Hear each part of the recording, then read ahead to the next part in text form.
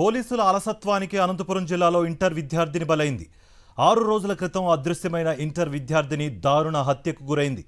బండరాయితో కొట్టి దారుణంగా హతమార్చారు దుండగులు. అదృశ్యమైన వెంటనే ఫిర్యాదు చేసిన పోలీసులు పట్టించుకోలేదని, పోలీసులే కాలయాపన చేశారని బంధువులు ఆగ్రహం వ్యక్తం చేస్తున్నారు. కూడేరు మండలం బ్రాహ్మణపల్లి వద్ద బాధితురాలి మృతదేహం లభ్యమైంది.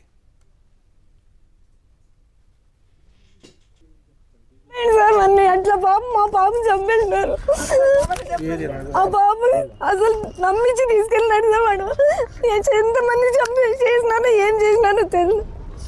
పోలీసులు అసలు కేసు తీసుకోలేదు సార్. నిజంగా మా 6 రోజులైంది ఈరోజు. ప్లీజ్ సార్, దండం పెడతాం, మా పాపకి న్యాయం చేయండి. ఏమన్నా చంపేయండి సార్. అట్లా పాప మా పాప చంపేసినారు. ఆ పాపని అసలు నమ్మించి తీసుకెళ్ళినాడు వాడు. ఎంతమంది చేసినారో ఏం చేసినారో తెలియదు.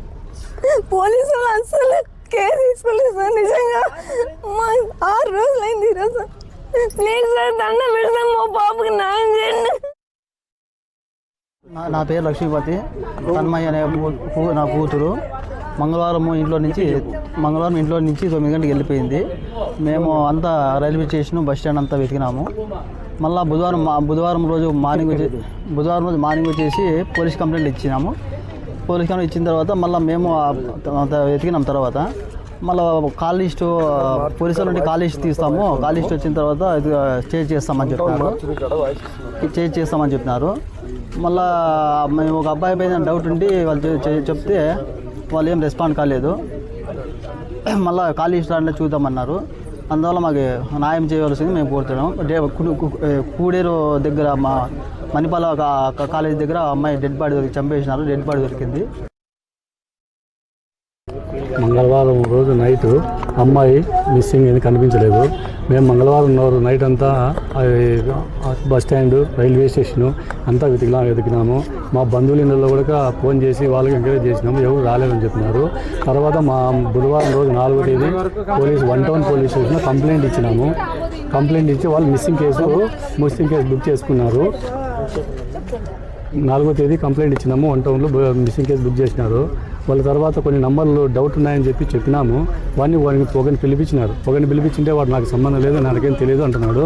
కానీ పోయిన రోజు 9 గంటలకు వానికే ఫోన్ చేసింది సార్, ఇట్లా వానితోనే మాట్లాడింది అన్నా కూడా వాళ్ళు మాకు వాడు లేదంటున్నాడు. కాల్ లిస్ట్ కానీ అని అన్నారు. వాళ్ళు కాల్ లిస్ట్ వచ్చినప్పుడు ఇంకా రేపు రాని అని ఫోన్ చేస్తుంటే రేపు వస్తుంది, కాల్ లిస్ట్ మన్నాడు వస్తుంది అని చెప్పినారు. ఈ పొద్దు కూడేరు పోలీసు వాళ్ళు ఫోన్ చేసినారు.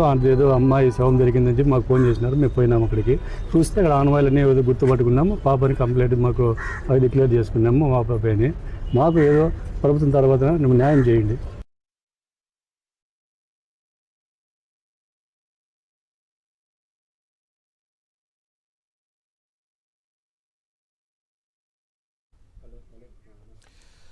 పోలీసుల అలసత్వానికి అనంతపురం జిల్లాలో ఇంటర్ విద్యార్థిని బలైంది.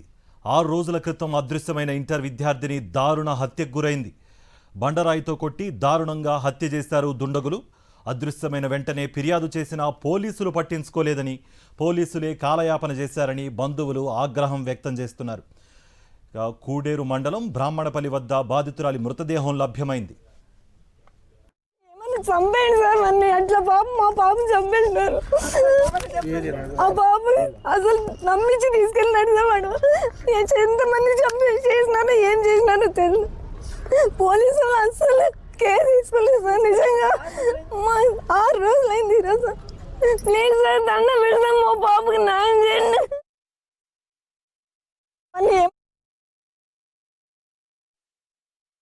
అనంతపురం జిల్లాలో ఒక ఇంటర్ విద్యార్థిని దారుణంగా హత్య కావించబడింది.